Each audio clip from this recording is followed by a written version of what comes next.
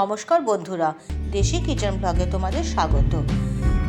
সপ্তাহের কোনো বিশেষ দিনে বা ছুটির দিনে বা কোনো উৎসব অনুষ্ঠানের দিনে আমরা সাধারণত স্পেশাল কিছু রান্না করে থাকি। তা সেরকমই একটি দিনে আমি রান্না করেছিলাম চিতল মাছের কালিয়া। তো আমি চিতল মাছের কালিয়া কী করে রান্না করেছি সেটা চলো আমরা দেখে নিই। প্রথমে আমি মাছটাকে খুব ভালো করে ধুয়ে জল ঝরিয়ে নিয়েছি। এবার আমি মাছের গায়ে নুন হলুদ মাখাচ্ছি। হলুদটা আমি খুব ভালোভাবে মেখে নিচ্ছি। নুন এবং হলুদ দুটোই মেখে আমি কিছুক্ষণ রেখে দেবো। কিছুক্ষণ যদি আমি নুন হলুদটা মাখিয়ে রেখে দিই তবে মাছের গায়ে হলুদটা ভেতরে প্রবেশ করবে এবং মাছটা খেতে সুস্বাদু হবে। সবসময় চেষ্টা করতে হয় যে মাছটা নুন হলুদ মাখিয়ে কিছুক্ষণ 10 মিনিট মতন রেখে দিতে হবে। এই দেখো আমার মাছের নুন হলুদ মাখানো হয়ে গেছে। এবার একটু দিয়ে দিচ্ছি তেল। যে সব মাছই রান্না করার আগে তো আমাদের ভেজে নিতেই হয়, তখন আমি সব মাছের গায়ে একটু তেল মেখে নিতে হবে। রান্নার সময় ছিটকে কম, তত গরম তেল গায়ে ছিটকে লেগে যেতে পারে। এখানে আমি যে মশলাগুলো দেবো সেগুলি হচ্ছে পেঁয়াজ, আদা, কাঁচা লঙ্কা মাঝারি থেতো করে নিয়েছি মিক্সিতে, আর নিয়েছি আমি টক দই আর কাজু বাদাম একসঙ্গে মিহি পেস্ট, আর নিয়েছি টমেটো পিউরি। দেখো এবার আমি কী করে রান্নাটা করি। আমি কড়াই গরম করে নিয়েছি। এবার গরম কড়াইতে আমি দিয়ে দিচ্ছি পরিমাণ মতো সর্ষের তেল। সর্ষের তেলটা একটু বেশি পরিমাণেই দিতে হবে, কারণ মাছের পিসগুলো বেশ বড়। পেটির পিস, চিতলের পেটি সাধারণত বড় সাইজেরই হয়, সেই বুঝে তেলটা দিয়ে দিচ্ছি। এবার আমি মাছগুলো ধীরে ধীরে দিয়ে দেবো। মাছগুলো খুব সাবধানে উল্টাতে হবে, মাছ খুব সাবধানে দিতে হবে। এক পিস দিয়েছি, এবার আরেক পিস দিয়ে দিলাম। খুব বেশি একসাথে ভাজবো না, একসাথে অনেকগুলো পিস দিলে ভাজতে অসুবিধা হবে, গরম তেল গায়ে লেগে যেতে পারে।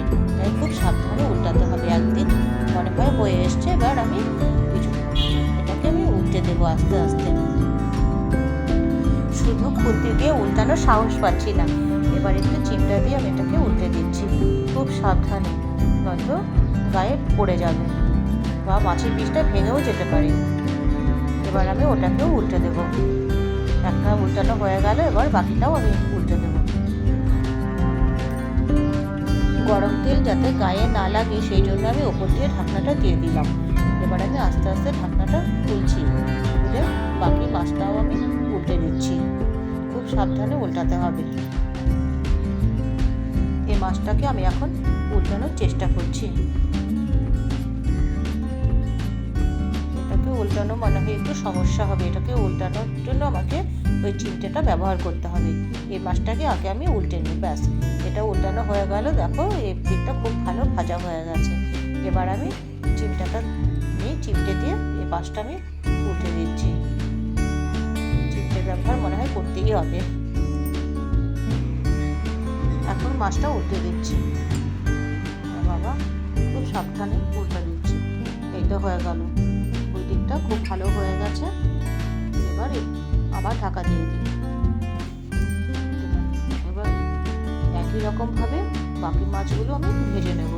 তবে আমি একবারে অনেকগুলো মাছ এবারেও দেবো না, এক পিস দু পিস করে ভাজবো। চিমটি দিয়েই দিলাম, রিস্ক নিলাম না। যেহেতু মাছের পিসগুলো বড়, তাই খুব সাবধানে দিলাম যাতে হাতের থেকে ছিটকে না পড়ে কড়াইতে। হতে থাক, আমি আবার ঢাকা দিয়ে দেবো। 1 মিনিট মতো ঢাকা দেওয়া থাক, তারপর আমি উল্টে নেবো। 1 মিনিট প্রায় হয়ে গেছে। এবার আমি ঢাকনাটা তুলে মাছটাকে উল্টে দিচ্ছি।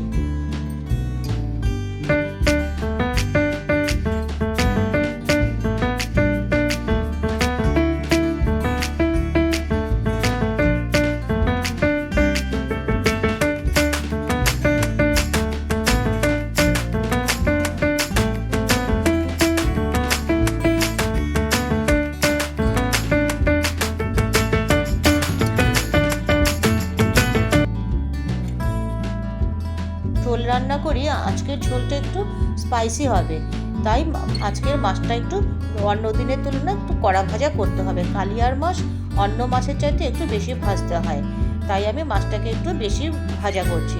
মানে খুব কড়া ভাজাও না, আবার সাতলানোও না, সেরকম মাঝামাঝি সময় আমি মাছটাকে ভেজে নামিয়ে নেব। আমার একটা এই পিসটা মোটামুটি হয়ে এসছে, এটাকে আমি একটু পর তুলে নেবো। আর এই দিকটাকে আমি উল্টে দিচ্ছি। এটাও একটা সাইড হয়ে গেছে, এই সাইডটা আরেকটু ভেজে আমি তুলে নেব।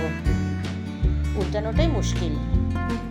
হ্যাঁ, এই দেখো বন্ধুরা, আমার দু পিস মাছই আমার ভাজা হয়ে গেল। তেমনি করে আমি বাকি মাছগুলো ভেজে তুলবো। সবগুলো মাছ তো আলাদা করে ভেজে দেখানোর কিছু নেই, একই রকম করে সবগুলো মাছ ভাজতে হবে, তাই আমি মাছগুলো ভেজে তুলে নিচ্ছি। তুলে নিয়ে আমি ঝোলের জন্য তৈরি হচ্ছে ওইদিকে।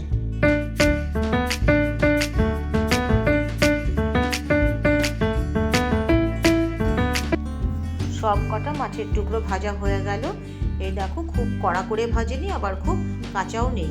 আমি এমনি করে কালিয়ার মাছ ভাজা করি। মাছের টুকরোগুলো ভেজে নেওয়ার পর অনেকটা তেল থেকে গেছিলো। এতটা তেলের আমার দরকার হবে না বলে আমি তেল কিছুটা সরিয়ে রেখেছি। এবার বাকি তেলে আমি দিয়ে দিলাম গোটা জিরে এবং তেজপাতা ফোড়ন। এটা একটু ভাজা ভাজা হলে পরে আমি দিয়ে দেব ওই পেঁয়াজ, আদা এবং কাঁচা লঙ্কা বাটা। এবার দিয়ে দিচ্ছি আমি পেঁয়াজ, আদা, কাঁচা লঙ্কা।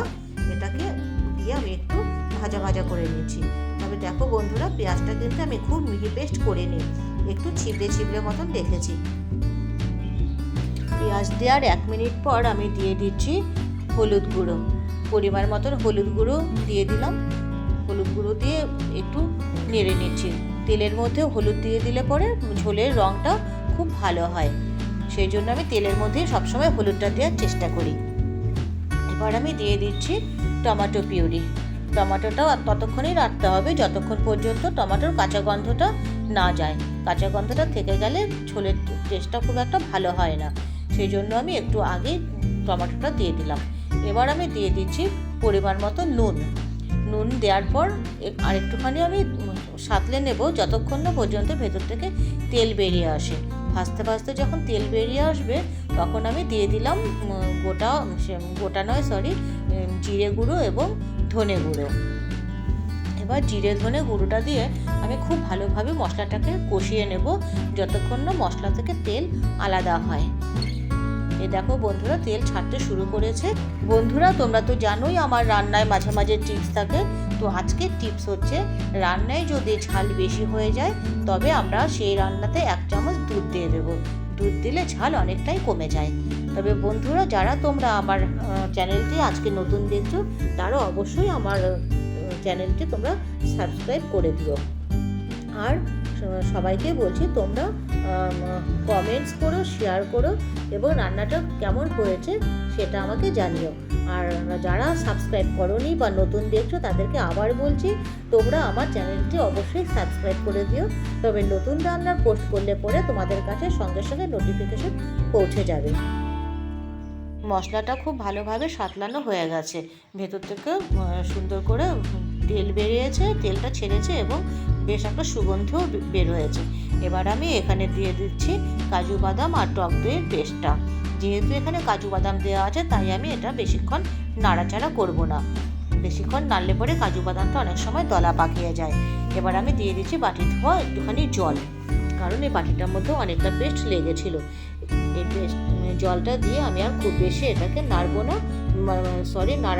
বেশিক্ষণ আমি কড়াইতে রাখবো না। এটা একটুখানি নাড়াচাড়া করেই এখানে আমি গরম জল দিয়ে দেবো। গরম জল, আর অবশ্যই এখানে চেষ্টা করতে হবে গরম জল দেওয়ার। গরম জল দিলে রান্নাটাও যেমন তাড়াতাড়ি হয় তেমন সুস্বাদুও হয়। আর আমি এখানে দিয়ে দিলাম কালারের জন্য আরেকটু লাল লঙ্কার গুঁড়ো। তোমরা চাইলে লঙ্কার গুঁড়োটা অ্যাভয়েড করতে পারো। আমি এখানে একবারে পুরো জলটা দিয়ে দেবো না, একটু একটু করে জল দেবো, যাতে মশলাটার সঙ্গে জলটাকে খুব ভালোভাবে মিশিয়ে নিচ্ছি। যাতে আগেই বলেছি কাজু বাদাম দিলে পরে অনেক সময় দলা পাকিয়ে যায়, সেই জন্য আমি আস্তে আস্তে জল দিচ্ছি। এবার আমি দেখো কতটা জল দিয়েছি, আরেকটু মনে হয় লাগবে। তোমরাও বন্ধুরা অবশ্যই চেষ্টা করবে জলটা পরিমাণ মতন দেওয়া। জল বেশি দিলে পরে রান্নার স্বাদটাও নষ্ট হয়ে যায়। এবার জল দেওয়ার পর ঝোলটা বেশ ফুটে উঠেছে। ঝোলটা ফুটে ওঠার পর আমি দিয়ে দিচ্ছি মাছের পিসগুলো। মাছের পিস দিয়ে খুব বেশিক্ষণ রাখবো না, কারণ মাছটা বেশিক্ষণ রাখলে পরে ভীষণ নরম হয়ে যায়, সেই মাছ খেতে খুব একটা ভালো লাগে না। তাই মাছটা খুব ভালো করে ভাজলে পরে ঝোলে বেশিক্ষণ ফুটানোর দরকার পড়ে না। সব কটা পিস দিয়ে দিয়েছি। এবার আমি ওই 1 মিনিট ঢেকে দিয়ে রান্না করব। 1 মিনিট হয়ে যাওয়ার পর আমি ঢাকনাটা খুলে গ্যাসটা আঁচটা কমিয়ে দিয়ে ওপর থেকে দিয়ে দিলাম ধনেপাতা কুচি, আর দেবো একটু গরম মশলার গুঁড়ো আর ঘি। যেহেতু এটা কালিয়া তাই আমাকে ঘি আর গরম মশলা ব্যবহার করতেই হবে।